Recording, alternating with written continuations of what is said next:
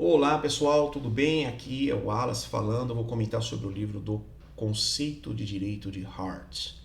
Ele faz uma ruptura com o Kelsen, mas ele era jurista. Tá? O Hart foi um aluno de Kelsen, foi um discípulo de Kelsen do positivismo, então ele não acredita que as leis são razão, Deus, justiça, a natureza nos dando um comando. Ele não faz igual Montesquieu, que acha que a lei da natureza e a lei jurídica têm quase a mesma fonte, que decorre do espírito das coisas, da natureza das coisas. Ele não faz isso. Então ele é mais pé no chão, ele diz que o direito é uma criação humana, tem nada a ver com Deus, tem nada a ver com natureza, tem nada a ver com nada, tem a ver com política, mas não é igual à política. Só que onde se diferencia o Kelsen do Hart? O Kelsen vai dizer que o fundamento do sistema jurídico, porque o Kelsen vai subindo a pirâmide, que ele não fala que é pirâmide. Ele fala em hierarquia de normas, ele não vai falar em pirâmide, tá? Isso aí é uma invenção da doutrina. E como que vai funcionar? Nós vamos escalonando. Por que essa lei existe? Porque ela foi votada no Congresso. Não, mas por que ela foi votada no Congresso? Porque a Constituição manda que lei seja feita no Congresso Nacional. Não, mas por que o Congresso Nacional pode fazer uma lei? Porque a Constituição diz que compete a ele fazer isso. Não, mas por que essa Constituição vale? Aí é o problema que vai causar a ruptura do Hart com o Kelsen. Por quê? O Kelsen vai falar por conta de uma norma hipotética fundamental, quer dizer, há uma norma hipotética fundamental que ela não é escrita, que ela é pressuposta, por isso que hipotética, né, é uma hipótese, mas ela é fundamental para todo o sistema existir, que é a Constituição deve ser cumprida porque a Constituição deve ser cumprida, até que venha uma outra, e isso é uma norma. O Kelsen diz o seguinte: do fato de uma pessoa ser, não quer dizer que ela deva ser ou não deva ser. Então, se a humanidade é corrupta, é homicida, é violenta, não significa, do ponto de vista da ética, do direito, da moral, dos costumes, que ela devesse ser assim. Então, do ser, eu não chego no dever ser. E do dever ser, eu não chego no ser. Este corte que o Kelsen faz, ele se inspira em outros autores mais antigos, como Austin e, principalmente, Kant. Eu falo que é o KK, né? Que é o Kelsen-Kant. Kelsen é muito baseado em Kant. O Kant tem uma norma, quando ele vai estudar na metafísica dos costumes e na crítica da razão prática, chamada imperativo categórico. Não é uma norma, é imperativo categórico. O que é o imperativo categórico? O Kant vai estudar o empirismo e ele fala assim, poxa, quase tudo na ciência dá pra gente testar, mas algumas coisas não dá. O próprio ato de conhecer eu não consigo testar. Eu posso testar o choque, o calor, o fogo, a eletricidade, a dor, mas eu não consigo ter qual que é o sentimento de conhecer. Então o próprio conhecimento em si, quase todo conhecimento vem dos sentidos, mas o próprio ato de conhecer não vem dos sentidos, porque eu não posso sentir o conhecer, ele já ocorre por si só. Não vou entrar na filosofia de Kant, que é muito profunda, mas ele diz assim, porém tem algo que não dá para pôr à prova além disso, né? A questão do tempo, que é outra coisa que ele coloca como racionalista, né? O Kant ele vai no meio caminho entre o empirismo e o racionalismo, tá? E ele vai dizer o seguinte, ele diz assim, olha, os costumes, a ética, né? a moralidade, os costumes e tal, eles não são testados, eles decorrem de um aspecto mais racional. Então, em que pese as ciências serem muito empíricas e testáveis, o conhecimento, o costume, por que não pode bater no pai e na mãe? Não é batendo no seu pai e na sua mãe que você descobre isso.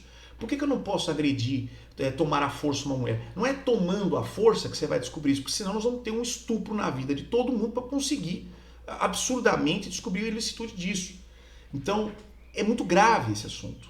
Ele se torna um assunto muito delicado. Então, você não deve fazer o errado para entender o que é o certo. É isso que o Kant propõe.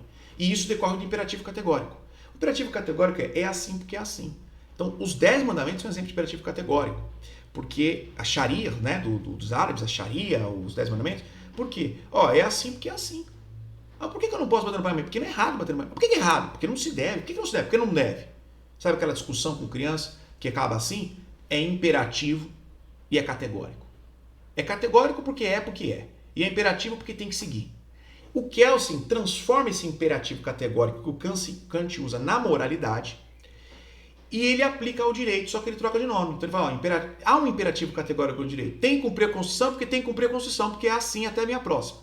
Essa é a norma hipotética fundamental. Ela não tem conteúdo. Ela não fala que a Constituição tem que ser república, democracia, monarquia, ditadura. Ele não fala nada disso. Fala, tem que cumprir porque tem que cumprir. Qual que é o tem que cumprir porque tem que cumprir? Estou resumindo bem apertado aqui na síntese, a norma hipotética fundamental. Porém, o Hart vai dizer, não. Kelsen, ele diz o seguinte, ele escreve isso aqui, fala, não dessa forma, né? Não ipsis literis, ipsis verbis. Kelsen, você criticou tanto o justnaturalismo, você falou tanto que o justnaturalismo era muito fora da realidade, metafísico, abstrato, dizia que o direito vinha da natureza, e você falou que você ia usar a ciência para resolver o problema do direito. Você falou que você não ia usar filosofia, nem sociologia, você falou que não ia usar nada. Beleza. Só que tem um problema, Kelsen. Essa sua norma hipotética fundamental, ela é metafísica. Ela não é não demonstrável. Como é que pode isso ser científico se ele é meramente do plano das ideias, não demonstrável, não comprovável, não tem conteúdo, é pressuposto, é imaginado? Eu estou achando, Kelsen, que você recaiu no vício que você queria combater desde o começo. Você criou uma aplicação, você tirou do chapéu, você tirou da cartola esse coelho que é a norma hipotética fundamental. Não gosto disso. E aí ele vai concordar com o Kelsen que direito é dever ser, que o direito não precisa ser cumprido o tempo todo para ser direito, que é o caso assim, do Alf-Ross, né? Ele concorda que eficácia e vigência não estão conectados, são coisas bem diversas, o Alf-Ross aproxima mais isso, mas ele também vai aplicar um pouco de sociologia ao direito, coisa que o Ross vai fazer também. Eu gravei outro vídeo, você vai lá e ouça esse vídeo sobre o Alf-Ross. Ele vai dizer o seguinte, eu troco a tua norma hipotética fundamental por uma chamada norma de reconhecimento. Pô, e o que é a norma de reconhecimento então? Qual que é a diferença das duas? A minha norma de reconhecimento, ela é mais demonstrável que a tua norma hipotética fundamental, porque eu não quero aderir, eu não virei positivista para aderir a uma teoria que usa uma norma totalmente abstrata, não demonstrável. Eu quero algo pé no chão, eu quero algo científico e concreto. Então, o Hart, eu até confesso que eu admiro demais o Kelsen, mas eu gosto do Hart. Eu prefiro até o Hart, a teoria do Hart, do que do Kelsen. Bom, eles têm diferenças, né? O Hart, como sendo um inglês, ele gosta de coisas mais sociológicas, cultura, aplicação, precedente, né?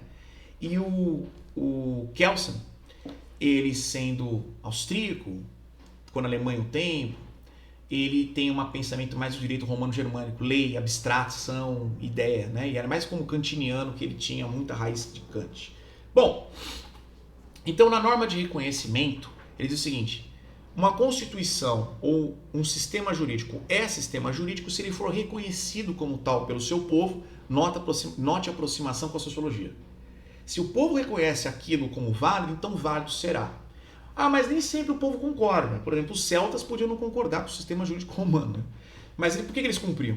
Ele diz o seguinte, pelo menos o aparato público, o aparato do Estado, servidores públicos, juízes, promotores, delegados, defensores, serventuários da justiça, precisam reconhecer aquele sistema jurídico como obrigatório. Mesmo que eles não cumpram, se eles reconhecerem como obrigatório, aquele sistema vai ter força. É o caso do cristão. Eu não sou perfeitamente... não sigo exatamente as regras de Cristo, todas elas, o tempo todo, nunca pequei. Não é. Quando já aconteceu, pequei, cometi erros. Bom, tudo bem. Mas você não acredita que aquele é a métrica? Acredito. Eu reconheço os 10 mandamentos como norma de conduta que eu devo seguir. Então, enquanto você reconhecer, mesmo que você não cumpra, ela é a tua métrica. Então, enquanto o povo reconhecer aquela Constituição como válida, ela é, portanto, a tua métrica. E como que eu vou reconhecer uma lei? Bom, eu posso estar cometendo um crime e reconhecendo a lei ao mesmo tempo? Pode. A partir do momento que o indivíduo faz, escondido, elimina provas, corre da polícia, esconde provas, contrata ali um advogado para fazer uma defesa dentro do sistema, o advogado vai fazer a defesa dentro do conjunto de leis, os argumentos que ele usa são os argumentos que estão na lei, ele também invoca a lei. Então ele também dá autoridade a essa lei. Quando ele diz assim, olha, o artigo tal aí diz e tal, tem que reduzir tanto a pena, ele está invocando o sistema. Então ele também reforça o sistema como válido. Curiosamente, eu vou trazer depois aqui para vocês, tem um advogado francês que ele propõe que na defesa penal, o advogado deveria negar o poder do juiz de julgar o réu. Putz, é muito interessante, eu vou trazer para vocês num outro comentário, tá? Um outro livro aí. A estratégia do direito, depois eu vou trazer esse livro, tá? Um advogado francês já falecido, que viu o período ele faz uma defesa, para vocês terem uma ideia, ele é um advogado que faz uma defesa contra os homens que atentaram contra a França na Argélia, para ter a independência da Argélia, que era uma colônia. E ele vai defender esses caras, ele era advogado francês. Pois bem, então o que ele propõe, o Hart? Enquanto tiver gente reconhecendo aquele sistema como válido, válido ele será. É um sentimento, não é mais uma norma hipotética fundamental. É um sentimento que também se transforma num agir. A população foge da lei. Então o cara fala assim, eu não reconheço esse governo, não, eu não pago imposto para ele. Contador, faça de uma forma que não perceba. O que ele acabou de fazer? Dizer que ele deveria estar seguindo aquela lei. Ele se submete a ela. E curiosamente, um sistema jurídico colapsa, e vocês vão ver isso na história, quando o povo não reconhece mais o sistema. E, mais grave ainda, não só o povo, que o Hart é bem direto nisso, os próprios agentes públicos começam a não concordar com o sistema. Então os militares param de aplicar. Em 1917, a Revolução Russa, os bolcheviques que estavam fazendo a revolução, os sovietes, o que acontece? Ali, os próprios militares resolveram não reagir. Eles falaram, não, eu acho que essa reclamação que eles estão fazendo é válida. E aí há o colapso. E nós sabemos, os Romanov vão ser fuzilados. Por quê? O sistema decai, não é tanto o povo também, mas é principalmente quando o aparato público, as pessoas, porque o Estado não tem cabeça, né? Ele não tem mão, ele é movido por pessoas. Ele é diferente dos seres individuais, o Hobbes diz isso no Leviatã, mas ele também é movido pelas pessoas. Se as pessoas começam a ficar abobalhadas no cumprimento da norma, aí há o colapso. Então ele diz o seguinte, eu preciso que as pessoas reconheçam a norma como válida. E você pega brigas políticas, inclusive brigas políticas recentes na história do Brasil, que eu não vou comentar aqui, que os dois lados alegaram ruptura da Constituição. O outro lado rompeu a Constituição. Não, foi o outro lado que rompeu a Constituição. Mas os dois estão reconhecendo o quê? A Constituição como base. Entendem isso? Então essa é a norma de reconhecimento. Eu quero brigar, mas eu quero brigar no jogo, dentro do sistema que está aí. Eu não quero derrubar o sistema, eu não quero revolução. Eu quero brigar dentro do sistema que está aí. Eu vou tentar tirar você do jogo usando a lei que está aqui. Eu não vou romper com ela, pegar um grupo armado e derrubar o sistema que está. Eu vou propor dentro do sistema, ainda que eu use a própria Constituição para dar um golpe, ou que eu use o próprio sistema para romper com o sistema, ou que eu use o meu poder de maneira desvirtuada pela Constituição para conseguir chegar até lá. Enfim, não muda o fato de que eu estou tentando trabalhar com a Constituição. Os dois lados alegam o cumprimento da Constituição. Então eles reconhecem ela como norma válida. Não é o que aconteceu com Gandhi, quando ele diz, não reconheço, com Moisés, quando não reconhece a lei egípcia. Então isso acontece na história quando dá as rupturas. Quando eu digo, não reconheço o teu sistema, não reconheço a tua lei, não reconheço você.